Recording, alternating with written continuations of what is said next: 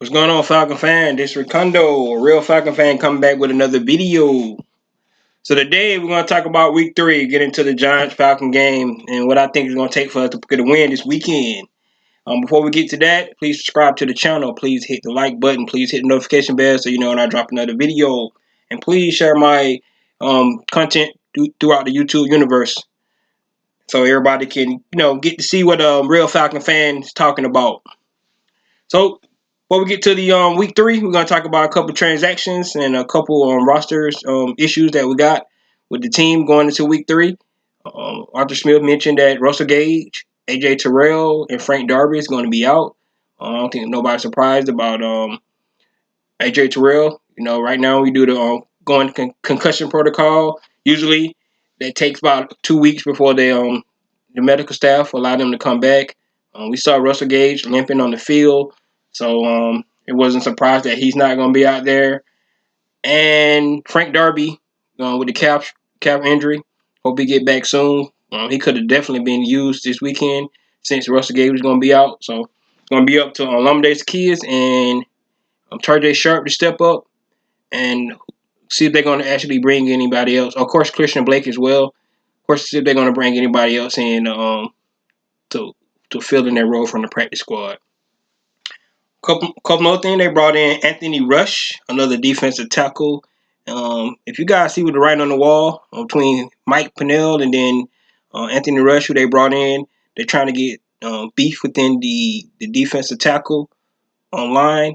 And anybody know the 3-4 scheme, you want to have that nose tackle. You want to have a big body at a nose tackle who can take up blocks where your linebackers can get to the ball.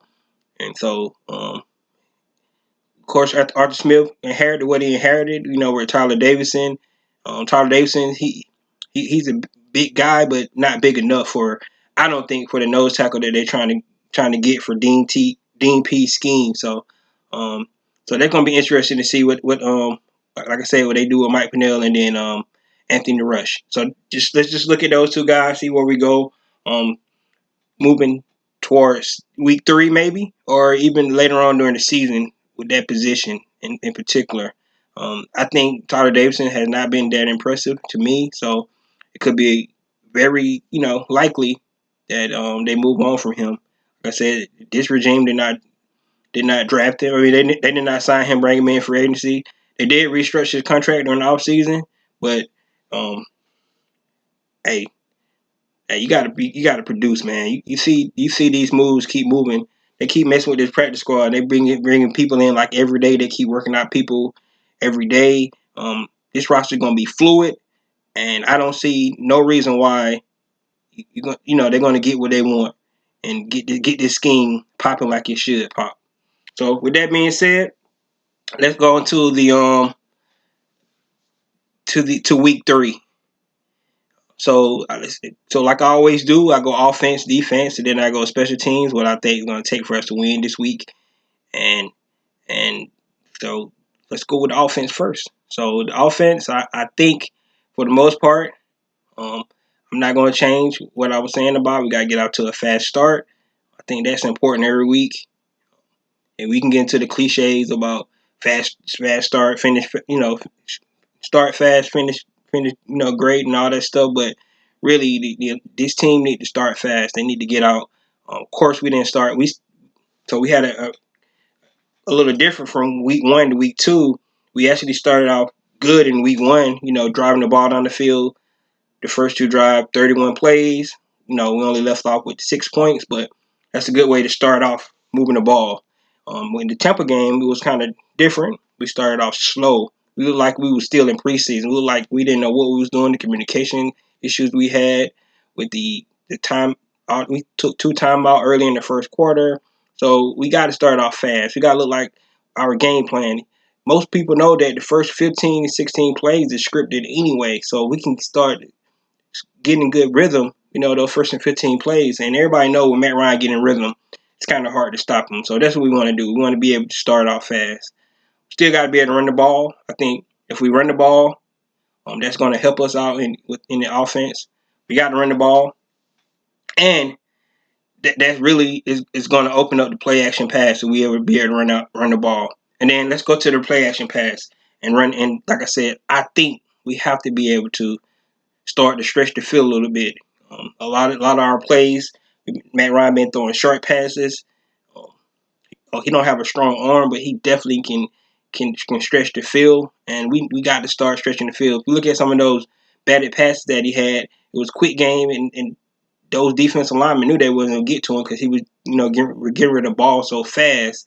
So they were just putting their hands up. That's why we got to be able to stretch the field. Now with Russell Gage being out, I think the tight ends, especially Hayden Hurst, and Kyle Pitts need to play a bigger factor in the game this weekend. So of course Cap really gonna do what Cap really does, but we got to start stretching the field, especially in the middle of the field. We got to get those tight ends going up the seams. We got to start getting that timing route that Matt Ryan throws so well on the sideline. Um, we just need to make sure that we start stretching the field with this team. Now, in order for us to do that, of course, and I still think it's a big issue is offensive line. Offensive line um, played a little bit better last week, but I still think there was a lot of mistakes made. If I know they went back and look at the film, you can see where some assignments was missed completely. We've seen the middle linebacker from Tampa running directly through the line, and we saw offensive linemen not blocking anybody. So that was a missed assignment, of course. So for Mike Ryan to be able to stretch the field, we definitely need to see the offensive line just do their jobs. That's all we need them to do. We don't need them to be spectacular. It's a young offensive line. They're still building chemistry, but they got to be able to just do their job. Put your hand on somebody. Just get in front of them at least. That's what we need. So like I said, start off fast. We still got to be able to run that ball, so we can get the play action going, and then we got to be able to stretch the field. I think if we do those three things on offense, I think we'll be in the right we need to be. You notice I didn't mention scoring in the red zone. I think we did well on that last week. If we just continue to do that, that'd be great. So that's what I think about the offense. Defense. Defense, I'm going to start off saying one thing that we did not do a good job with in week one was contain. Daniel Jones, he likes to run. Um, he's more athletic than people think. You look at the film, you can see. And of course, everybody know about the infamous um, run he had last year where he just hit the ground, nobody touched him. But he got some legs on him. He's real athletic, and I think we can keep him in the pocket. I think that's going to be one thing we need to do. We got to get pressure. I think it's important for us to make sure that we start bringing that pressure, especially with AJ Terrell being out. Um, we don't want to put that much pressure on our secondary.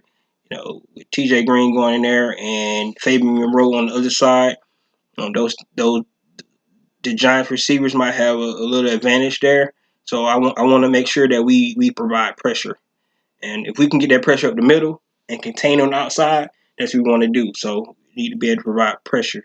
And then the last thing is to make them one dimensional. Let's stop the run. Of course they got that monster Saquon Barkley in the backfield who could you know break for a big run anytime. So if we able to stop, make them one dimensional, make a pass, and we can keep Daniel Jones in the pocket and don't let him get outside, I think that'd be great.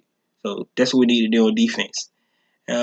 Special teams. So let's go quick to special teams. And for me, for special teams, it just, I mean, I can't, I don't know no other way to say it. It's just field position. If you look at what happened last week, two shank punts. Personally, for me, if I was coaching, I'm not. That's why they get paid the big bucks. Two shank punts, the punter got to go. I mean, that's the only job you got. You got to be able to punt the ball, get the ball down the field. Special team is critical in the game of football. People try to make it slight, take a slight of it like it's not important. But special team is real important. And if you can't do the special team, the assignments right, it's gonna hurt the team. Those two shank punts, I thought they had a big effect on the game, especially the last one when the Bucks got the ball at the 35-yard line and they went in to score a touchdown. So we have to make sure that we control field position. When we get punt returns, kickoff returns. You notice what they did last week. they wouldn't kick the ball deep to Cordell Patterson because they know that he's a threat. So that's one thing we need to be looking out for that. See if each team going to take up that strategy to stop kicking the Cordell Patterson. And if that's the case, we have to make some adjustments. Put Avery Williams back there.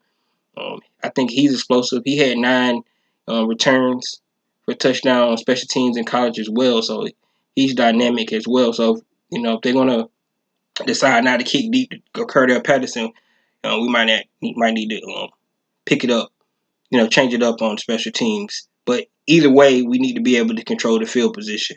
Um, you're not going to score on every offensive drive. So when you don't score, when on fourth down on special teams, the punter got to be able to create the field position for the defense. And we can't be kicking the ball and shanking it. And that's just one thing we cannot have. So, of course, they brought in Justin Colquitt, who's a Raleigh veteran that's going to be competing with Cam Niziak this week. Still had no word on that if Cam gonna get another chance. Look like he is, but if that's the case, I would say this is the last chance because if we get another shank punt this week, I mean that's what's the whole saying? Fool me once, bad on me. Fool me twice, bad on you. So Arthur Smith putting the trust in this young kid Cam Niziak to correct this deficiency that he had, and hopefully he does. So that's one of the things that for special teams we got to control the field position. That's to me that's one of the biggest things, and what's important in the towards special teams. Um, and we're not going to talk about Coop because Young Wade's been doing his thing so far. We haven't had a lot of attempts, to kick field goals, to say the least. My offense has not been as good as it been in past years. So we definitely need to start going in that right direction. So that's what I got for week 3. That's what I think it's going to take for our Falcons to get the first win. Arthur Smith get his first win, of his head coaching career. But we have to go in and win this game. Question is, do I think this is a winnable game? Um, I thought the last 2 games was winnable. It's NFL. Any given Sunday, any team can go out and win. I was more confident with in the Philly game. Of course, I was less confident with the Tampa game. We know how both of those games turned out. I think they were 2 totally different games. I don't think the Falcons. I thought the Falcons got better in game 2 than they looked in game 1, but the results were the same. We lost both, so we need to get a win this week. Of course, both teams are 0-2, so they're going to be just as desperate as we are, and they're at home. So I guess that gives them an advantage. Um, but we need to, either way we look at it, we need to come out and play well this week and get Arthur Smith need to get his first win so he can just see that yes, what I'm trying to do, and the team can get that belief as well that what we're doing is actually is paying off. It's going to work. Um, all the off season talk, all the training camp, all the hype we had, all that's gone. Now it's in the season.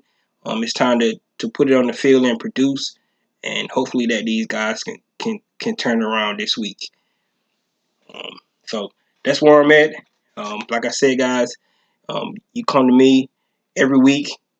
I'm always think we have a chance to win. I'm gonna stay positive, but at the same time, I'm a realist as well. So what I see, my expectations has lowered a little bit based off the way we look so far. Um, and the reason I think that because of the 2 new schemes that we have. I think because the defensive scheme is new, and you're trying to take the players that was here and trying to put them in that scheme. Some players are gonna flourish in that, and some are not. So maybe he had to get his own players in, to run the scheme like he wanted to. Um, and so maybe this is a 2-year. Maybe this is a 2-year turnaround, which means that they're that's more of a rebuild than saying that we're not planning to rebuild. So we have to look at that in its totality and see what we're going to do. It's still 15 games left, so I'm not giving up on the team, but just based off what I've seen in 2 weeks, um, I don't know if because I assume that these guys are going to hit the ground running, and that's not what we see. I can see the guys getting better through the weeks, but like I said last week, um, if we can't start putting wins on the board, while we're getting better, learning the scheme, and getting a better rhythm, we'll be out of it before we even get to that point. So that's just the way I feel about it. Um, but I still think that we still got a chance to go to the playoffs this year. We can start stacking up wins. I think our next 3 games are very winnable games. So if we could somehow um, come out and win all 3 of those games, that puts us at 3-2, right back into the mix of things. So let's just see what happens. But one game at a time. We got to beat the New York Giants this weekend and go from there. It's not going to be easy. Like I said, the Giants are winless as well, so they're going to come out. They're going to come out hungry. We got another great defensive line to go up against our offensive line, who's been struggling. Um, they got to play better again, stack weeks on top of weeks, and then come out on the other end, week 17, where you want to be. So that's the way I'm looking at it. So you guys let me know what y'all think about what I think about what it's going to take for us to get the wins. Let me know if you have changed your mindset about the guys this season, or this is what you thought all along, or um, like I said, it's time to talk about what they should have did. That's too late. I mean, we're in the season now, so we could have reflections at the end of the year and see what direction that the Falcons should have went in based off the results of the season. But right now, this is where we're at. We got the team we got. We got the players we got on the team. They went the direction they decided to go in. So we need to be behind these guys 100% this year. And then at the end of the year, we can talk about them. Talk about what we think that could have been done better, what decisions that should have been made, all that kind of stuff. But right now, we all about um, 2021 going and trying to get into the tournament. See can we make our way to the Super Bowl. So that should be our goal. That should be our fan goal. Get behind this team, and let's rise up. Let's be Dirty Birds. So guys, that's all I got. This your boy Ricundo, a real Falcon fan. Peace.